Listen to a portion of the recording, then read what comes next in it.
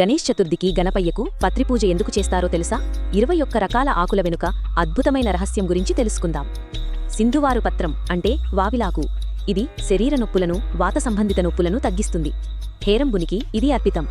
జాజిపత్రం ఇది చర్మ వ్యాధులను తగ్గించడానికి సహాయపడతాయి. దీనిని శూర్పకర్ణునికి సమర్పిస్తారు. గండకీ పత్రం ఇది గుండెకు బలాన్ని ఇస్తుంది. సురాగ్రజునికి ఇది అర్పితం. శమీపత్రం అంటే జమ్మి ఆకు శనిదోషాలను నివారిస్తుందని నమ్మకం.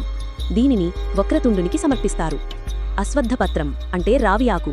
త్రిమూర్తుల స్వరూపమైన ఈ ఆకును పూజిస్తే జ్ఞానం, ఆధ్యాత్మిక ఉన్నతి కలుగుతాయి.